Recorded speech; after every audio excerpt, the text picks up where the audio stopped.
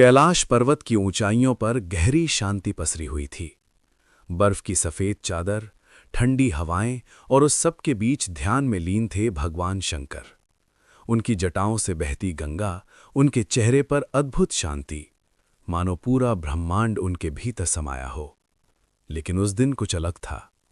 दूर से एक धीमी, भारी चाल की आहट कैलाश की ओर बढ़ रही थी। वो थे शनिदेव। उनकी चाल में हमेशा की तरह गंभीरता थी, पर आज उसमें थकान भी थी और एक गहरा दर्द। वे धीरे धीरे भगवान शंकर के सामने पहुंचे और बिना कुछ बोले उनके चरणों में बैठ गए। कुछ देर तक सिर्फ खामोशी रही। फिर अचानक शनिदेव की आवाज टूटी, प्रभु, क्या मैं गलत हूं?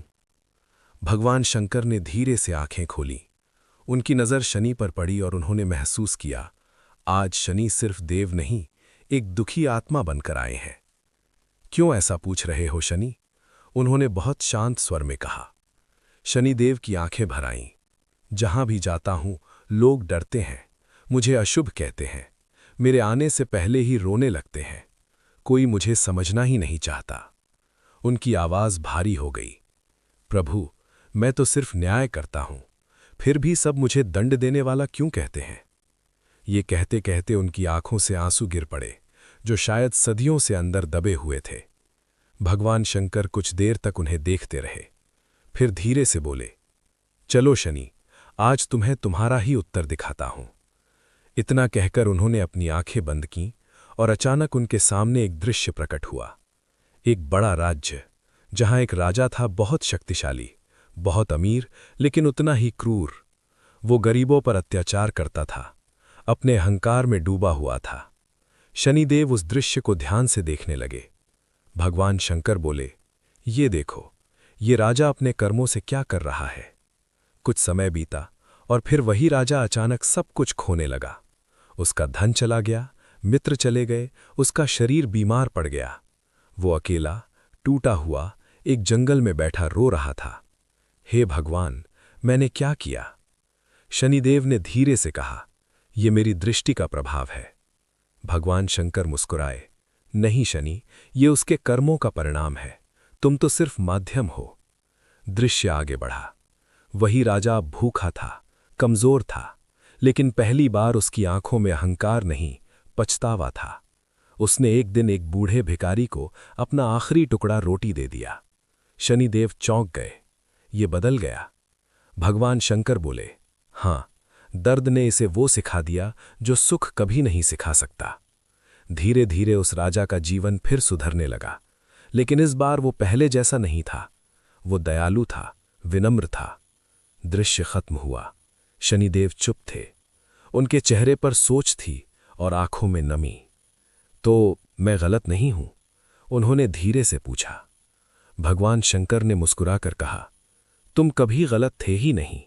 तुम तो उस शिक्षक की तरह हो जो सख्त होता है, लेकिन अपने विद्यार्थियों को सही रास्ता दिखाता है। शनिदेव ने सिर झुका लिया, लेकिन उनके मन में अभी भी एक सवाल था, प्रभु, फिर लोग मुझसे इतना डरते क्यों हैं? भगवान शंकर ने कहा, क्योंकि लोग अपने कर्मों से भागना चाहते हैं और तुम उन्हें भागने नहीं देते। ये बात शनि के दिल में उतर गई, लेकिन उसी समय भगवान शंकर बोले, अगर तुम्हें सच जानना है तो खुद पृथ्वी पर जाओ और लोगों के बीच रहकर देखो। शनिदेव ने सिर हिलाया और पृथ्वी की ओर चल पड़े। उन्होंने एक साधारण मनुष्य का रूप लिया और एक गांव में पहुंचे। वहां उन्होंने देखा, लोग मंदिर में पूजा कर रहे हैं, हाथ जोड़ रहे हैं, लेकिन बाहर निकलते ही झूठ बोल रहे हैं, धोखा दे रहे हैं। शनिदेव के मन में एक टीस उठी, यही कारण है। तभी उनकी नजर एक छोटे से घर पर पड़ी। अंदर एक गरीब मां बैठी थी। उसके पास खाने को बहुत कम था। उसका बच्चा भूख से रो रहा था। मां ने अपनी थाली से रोटी का आखिरी टुकड़ा उठाया और बच्चे को दे दिया। खुद पानी पीकर मुस्कुरा दी, भगवान का धन्यवाद, आज मेरा बच्चा भूखा नहीं सोएगा। शनिदेव स्तब्ध रह गए। इतना दुख, फिर भी आभार, उन्होंने सोचा। उन्होंने उस मां की मदद करने का निश्चय किया। धीरे धीरे उसके जीवन में बदलाव आने लगा। उसे काम मिला, घर में खुशहाली आई, लेकिन सबसे खास बात, उसकी आस्था कभी नहीं बदली।